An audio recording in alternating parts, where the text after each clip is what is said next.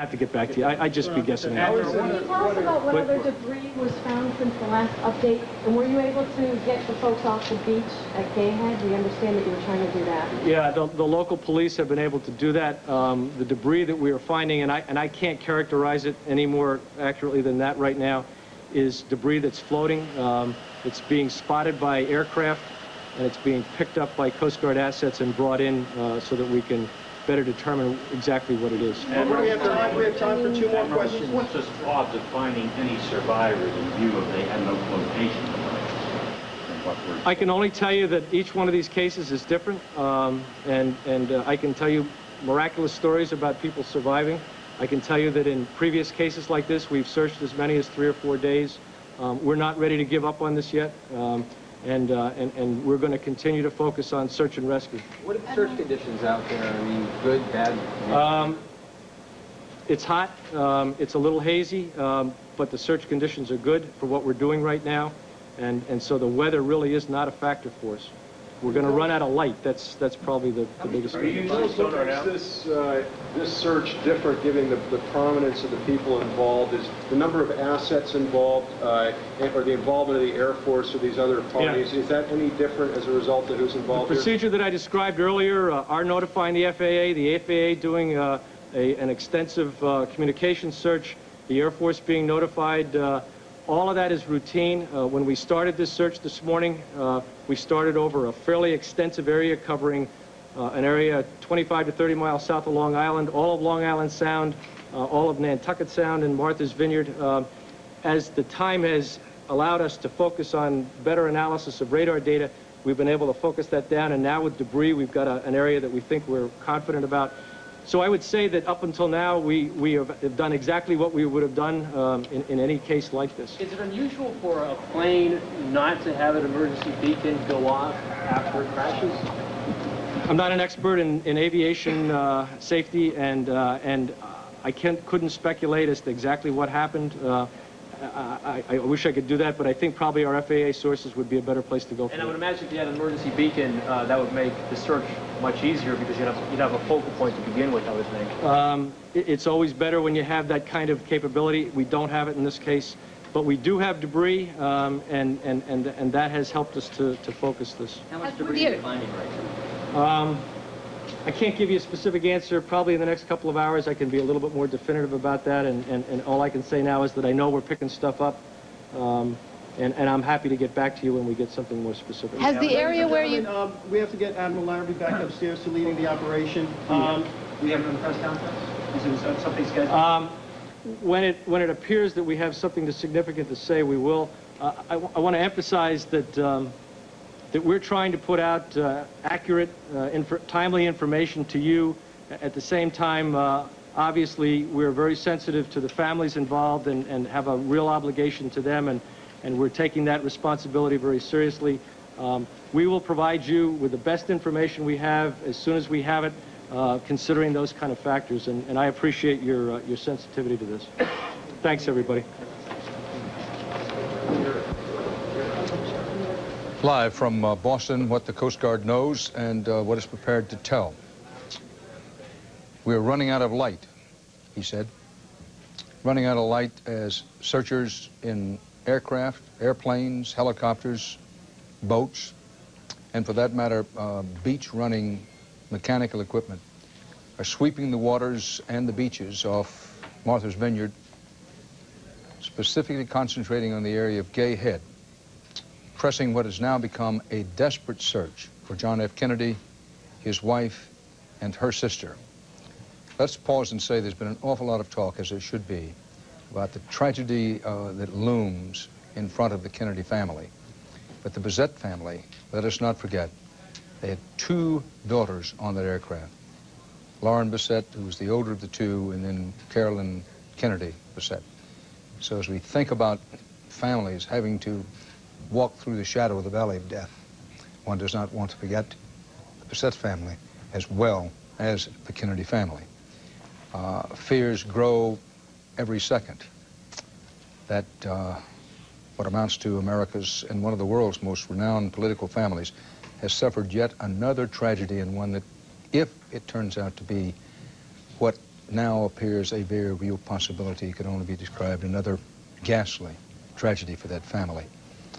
The Kennedy couple, John F. Kennedy Jr. and his wife, along with his wife's sister, they'd been en route to Cape Cod and a Kennedy cousin's wedding, Rory Kennedy, one of the children of Ethel and the assassinated Senator Robert F. Kennedy.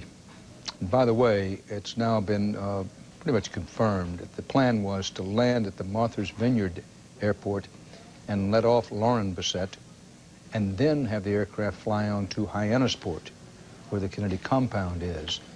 This raises all kinds of questions. Listen, John F. Kennedy was new to this aircraft. He bought it only about 2.5 months ago. This was this Piper Saratoga, single-engine, propeller plane, piston-driven engine, but up from the Cessna 182 that he'd been flying and he owned previously. Not a particularly complicated aircraft, but he'd gotten his permit to fly only about 2 years ago, flying in what amounts to a dark night, not a moon night, under conditions in which he needed to be able to see. He wasn't flying on instruments, he wasn't instrument qualified. He had to have, in fact, line of sight, 3 miles minimum visibility. Question, did he have that? A lot of haze was beginning to gather in the area where he intended to land, Martha's Vineyard. So in that whole situation, we have an aircraft now that's overdue many, many hours, and now it's a fight against time before darkness envelops the area. It isn't to say the search can't go on in darkness. It probably will go on in darkness, but obviously it makes it much more difficult to find anything. That the majority of the coverage has centered on the Kennedy family, but as we say, the Bissett family, it should be very much in our minds. Now, with all that, by way of bringing you up to date on what is happening, what we know, let's go to Bob Orr, our CBS News correspondent who specializes in aviation affairs in Washington. Bob. Dan, I think all of us through the day have been very cautious, and rightly so, and certainly the Coast Guard is striking that cautious note too.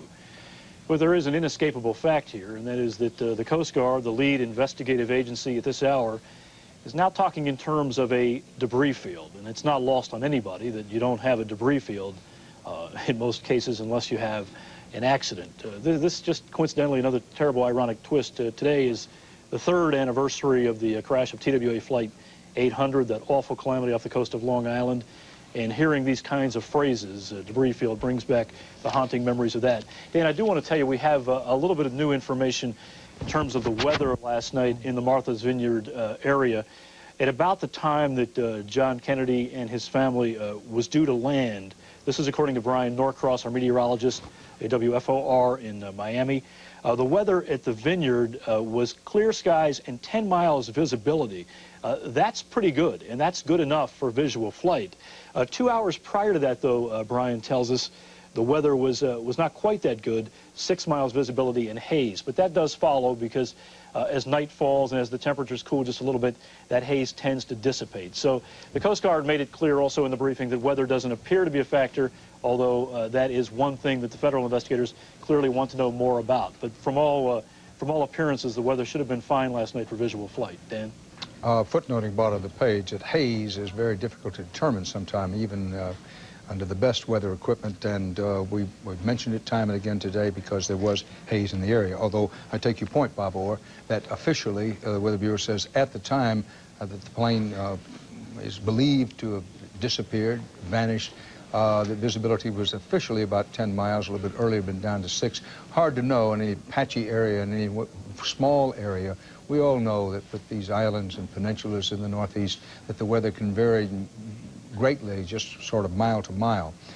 Our Boston station, WBZ-TV, interviewed Mike Denziger, a friend of John F. Kennedy Jr., John F. Kennedy Jr., who owns a plane just like John F. Kennedy Jr. And here's some of what he had to say in this interview just a few minutes ago. As Casey mentioned, you are a friend of John F. Kennedy Jr. What kind of pilot was he? Is he a confident kind of pilot? He's only been flying for a little while, I understand. Well, even though he'd only been flying for a little while, it takes a whole lot to become a pilot. It's not like getting a driver's license where you do a couple of broken U-turns and they give you your license. You have to have many, many hours of flying, and you have to take a written test, and then you have to take a practical test. So anybody who has a pilot's license certainly has a certain modicum of experience. And he was a private pilot, and therefore he was experienced. He didn't, however, have his instrument rating, which meant that he was limited in what he could do when he was flying in an airplane. Now, you had the exact same airplane as JFK Jr. Are you comfortable with the plane? It's a Piper Saratoga. Could you describe what it's like? Yeah, first of all, I'm perfectly comfortable with the plane. It's a great airplane. It's a 6-seat airplane, 2 seats in the front, one for the pilot who sits in the left, and then there's another seat in the right where my 4-year-old usually sits, and then there are 4 seats facing each other in the back, and there's room for 150 pounds of luggage behind the seats and another 100 or so pounds in the nose gear, and there's two gas tanks or fuel tanks, one on either wing. Mike, you said that John didn't have his instrument rating. He did have the VFR. What can't you do without that? I mean, what are you limited to? Well, you can't fly in inclement weather. You can't fly if the visibility is less than 3 miles going forward, or the ceiling, the cloud ceiling, is less than 1,000 feet down. So basically, if it's anything but a really, really nice day, you can't fly if you don't have your instrument rating, or you shouldn't. Now, I know that when you spoke with John F. Kennedy Jr. last, he did not have a Piper Saratoga, that you, in fact, talked to him about the plane, and you were quite enthusiastic about it. Right. He had a Cessna 182, which is a great training airplane, and it's a great airplane. And it's a 4-seater with a high wing, and the Saratoga has a low wing, and also the 182 has fixed gear, meaning you don't have to lower them and bring them up when you fly.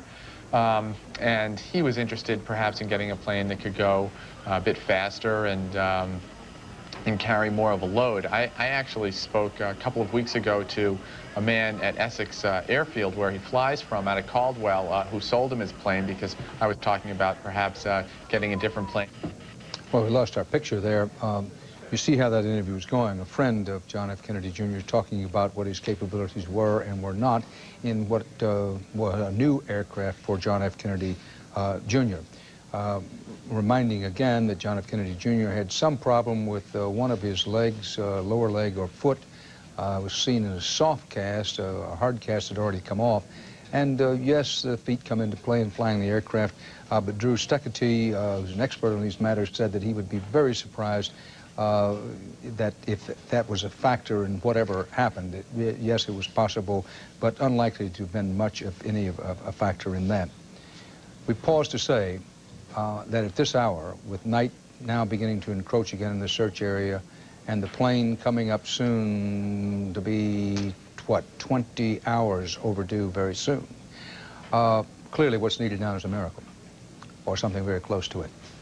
If there's going to be any good news, it's going to require a miracle. Now, miracles happen, and sometimes what we least expect occurs.